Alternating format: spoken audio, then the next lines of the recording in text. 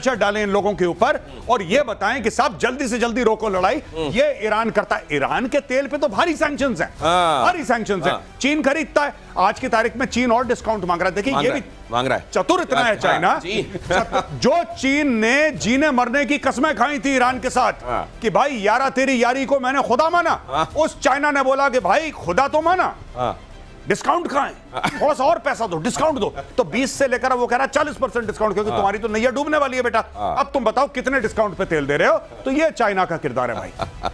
ये चाइना का किरदार। हॉर्मुज़ स्ट्रेट को बंद करने का प्रस्ताव पास करने की बात हो रही है। ईरान की संसद ने प्रस्ताव पास किया। हॉर्मुज़ स्ट्रेट दुनिया का अहम तेल शिपिंग रूट है। राष्ट्रीय सुरक्षा परिषद प्रस्ताव पर इस पर फैसला ले रहा है। फारस, ओमान, अरब सागर को जोड़ने वाला हॉर्मुज़ स्ट्रेट, ये इस रूट से दुनिया का ज्यादातर तेल ट्रांसपोर्ट होता है। लेकिन तेल का कहते हैं वहां से स्मगलिंग भी बड़ी होती है और वो पाकिस्तान को जाती है। पाकिस्तान एक जमाने में 65-65 में पूरा तेल जो भरा गया था उस समय लड़ाई में, वो ईरान से जाने वाले इस तेल से ही भरा गया था। तो अब क्या पाकिस्तान का भी तेल निकलेगा? तेल सबसे ज्यादा तेल निकलेगा चाइना का। अच्छा। 80% उनको वो डिपेंडेंसी है उनकी। जो तेल यहाँ से जाता है ईरान का 80% उनके पास जाता है। अब सवाल रहा, तेल एक और निकल गया है जो नोबिटेक्स वाला याद आ रहा है ना, जो उनके $90 मिलियन को स्वाहा कर दिया क्रिप्टो करेंसी वाला, क्रिप्टो करेंसी वो भी हाथ से निकल गई। स्मगलिंग से जो पैसा आता है वो भी चला गया।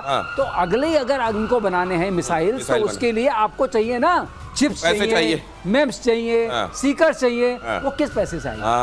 तो इसलिए ये बहुत बड़ी अब असमंजस होगा ईरान का कि मैं क्या करूं, बंद करूं तो मैं खुद मरूं, ना बंद करूं तो ये इसलिए। तो प्रेशर कैसे बनाऊं? प्रेशर कैसे? तेल अगर नहीं देता हूं तो दुनिया पे प्रेशर बनता है। वो इजराइल की कॉलर पकड़ेंगे, मत मारो इसको, क्यों कर रहे हो ये सब प्रेशर बनेगा। लेकिन अगर तेल नहीं देता हूं, कब तक नहीं दूंगा? पैसे कहां से आएंगे?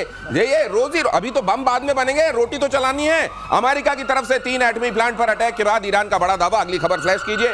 न्यूक्लियर साइट्स को कोई नुकसान नहीं है, ईरान ने कहा। रेडिएशन लीक के खतरे से भी इनकार किया। ईरान का एटमी कार्यक्रम नहीं रुकेगा।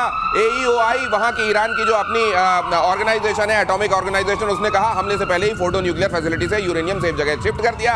ईरानी मीडिया, अब ये ऐसा नहीं है भाई साहब कि आपके पास कुछ पाव भाजी पड़ी थी, पाव के पैकेट पड़े थे, ब्रेड पड़ी थी, लोफ पड़े थे, उसको आपने कहीं शिफ्ट कर दिया। ये यूरेनियम है, इसको कहां शिफ्ट कर देंगे? अच्छा, दूसरे सर मेरे को एक समझ में नहीं आ रही है। फिर वही IAEA कह रहा हम इमरजेंसी बैठक करेंगे, मंडे को करेंगे। अरे भाई साहब, आज वहां पे फूट रहा, आप मंडे को इमरजेंसी बैठक करेंगे? गजब है IAEA।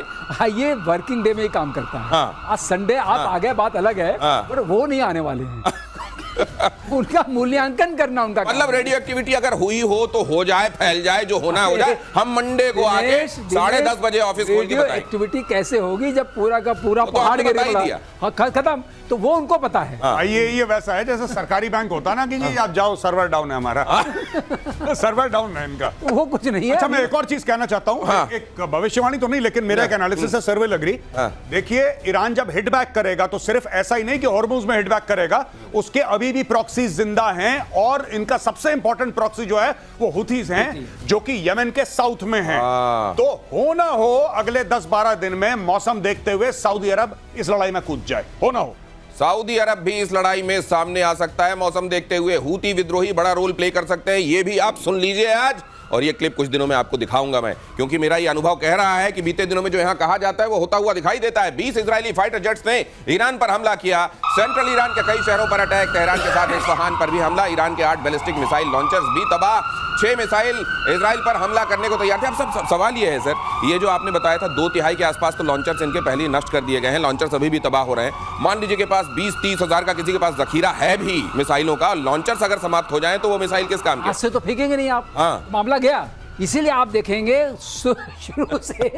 शुरू से वो ये कर रहे हैं कि लॉन्चर मार, जिस लॉन्चर से मारते हैं, जैसे खैबर शिकान जिस लॉन्चर से गई, इसमें वो भी शामिल है। उस लॉन्चर को भी खत्म कर दिया, क्योंकि लोकेशन मिलती है और सैटेलाइट इमेजरी उनको कंटिन्यूअसली आ रही है। जिस लॉन्चर से आप मारते हैं उस लॉन्चर के कोऑर्डिनेट्स आ जाते हैं। वो साइलोज हैं, साइलोज को आप मूव कर नहीं सकते। जो इमूवेबल साइलोज हैं उनको वो खत्म करते जा रहे हैं। मतलब इसमें कुछ वो शूट स्कूट वाला हिसाब नहीं होता? नहीं, साइलोज में शूट, साइलोज में मतलब वहीं रहना पड़ेगा आपको।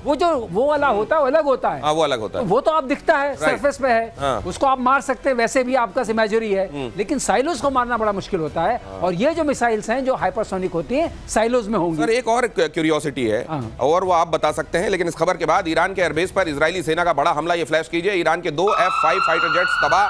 फाइटर जेट्स दैचफुल एयरपोर्ट पर तैनात थे। एक बात जो ये कही जा रही है कि मॉडर्न डे वॉरफेयर में अब ये ड्रोन्स, फाइटर जेट्स, इनकी बहुत ज्यादा बढ़ती जा रही है आज कीमत ये।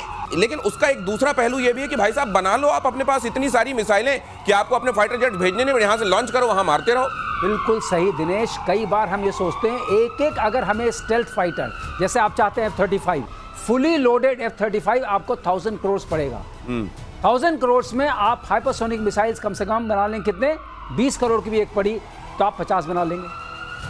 तो 50 मिसाइल आप देखिए 2-4 पड़ती है, क्या हंगामा मचता है। तो इसलिए ये जमाना बड़ा बैलेंसिंग का आ गया है कि आपके पास कितने स्टेल्थ फाइटर्स होने चाहिए, आपके पास एयर डिफेंस नेटवर्क कैसा होना चाहिए। और स्टेल्थ फाइटर तो बहुत महंगा बनता है सर, बहुत महंगा। उसके मुकाबले अगर आप मिसाइल बनाओ तो सस्ती पड़ती होगी, सस्ती पड़ेगी। और इंडिजिनस आपको बता दें, जहां तक भारत का सवाल है, हम रॉकेटरी के सुपर पावर हैं, ये बहुत कम लोग जानते हैं। रॉकेटरी मतलब उछाल के फेंकने वाले, किसी चीज को फेंकना हो फेंक सकते हैं। हमने चांद पे पहुंचा दिया, एक जहां तक भाला जाए, एक जहां तक भाला जाए, राइट, उसमें हम उस्ताद हैं, उसमें कोई दिक्कत नहीं है।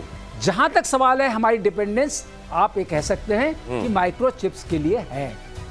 और मैं आपको एक चीज बता दूं, माइक्रोचिप्स जो है ताइवान 95% मिसाइल्स की माइक्रोचिप्स बनाता है, मिलिट्री माइक्रोचिप्स। तो इसलिए थोड़ा संबंध अच्छा रखना पड़ेगा ताइवान के साथ। ताइवान तो करते हैं। अब ताइवान को लेकर भी यहाँ कहा जा चुका है, मेजर गौरव आर्य कई बार कह चुके हैं अब एमबीवीटी खत्म, सीधे सीधे जाओ सपोर्ट करो। ईरान पर अमेरिकी हमले की रशिया चाइना ने निंदा की। दोनों देशों ने कूटनीति के जरिए शांति की अपील की। चीन ने हमले की तुलना 2003 के इराक युद्ध से की। हमला परमाणु तबाही का जोखिम बढ़ा सकता है रूस। और दिमित्री मेदवेदेव कह रहे हैं कि कुछ कंट्रीज ऐसे हैं कि अगर वो नहीं भी बना पाएगा तो वो दे देंगे अपने न्यूक्लियर ईरान को। कुछ नहीं देने वाला, कोई कुछ नहीं देगा। रशिया का बैंड बजा हुआ है बहुत बुरी तरीके से, यूक्रेन के साथ फंसा है। रशिया को 3 साल पहले ऐसा लग रहा था, और सही बात है उस समय हम सबको यही लग रहा था कि रूस आएगा, अंदर वॉक करेगा, 4 थप्पड़ मारेगा और यूक्रेन को टेक ओवर कर लेगा। ऐसा हो नहीं पाया। पहली चीज, हमें यह भी लग रहा था कि ट्रंप जिस दिन अपना हाथ पीछे खींचेगा यूक्रेन विल कोलैप्स। अभी तक यूक्रेन कोलैप्स नहीं हुआ है, तो रूस किसी मूड में नहीं। हाँ, जैसे मैंने बोला ना कि ईरान के लिए बहुत सपोर्ट है दुनिया में, बहुत सपोर्ट है, लेकिन सारा का सारा फेसबुक पे है। फेसबुक पे तो सब ऐसे लोग हैं कि अभी AK-47 लेके पहुंच जाएंगे तेहरान और बोलेंगे चल भाई हम तेरे साथ लड़ेंगे। लेकिन ऐसा नहीं है। चीन यही काम कर रहा है, ईरान के लिए कह रहा है अच्छी बातें, और कह रहा है कि तेल में डिस्काउंट दे दो। रूस ने भी बोला था कुछ समय पहले, 2-3 दिन पहले रूस ने भी बोला था। व्हाइट हाउस ने क्या बोला उसको कि पहले भैया तू यूक्रेन देख ले यार। तो ये ईरान इजराइल छोड़, पहले अपने घर का मामला ठीक कर, फिर बाद में और चक्करों में पड़ी। तो ये दोस्ती तो वो वाली लग रही है, वो जो कहा जाता है कि शराबी यार किसके, खाए पिए खिसके। तो ये मतलब ये कि केवल वो कोई सॉलिडेरिटी। फर्क सबसे बड़ा क्या है? फर्क सबसे बड़ा ये है कि अगर कोई मुल्क ये कहता है कि हम इजराइल के साथ खड़े हैं, तो इजराइल को पैसे भी दे रहा है, हथियार भी दे रहा है, उसके लिए लड़ भी रहा है, जैसे अमेरिका। ईरान के लिए कौन कर रहा है? क्या रूस ये ऐलान कर रहा है कि हम अपने इतने डिवीजन टैंक के भेज रहे हैं, हम इतने रॉकेट्स भेज रहे हैं? क्या चाइना ऐलान कर रहा है कि वहां पे PLA आएगा और PLA ठोक देगा?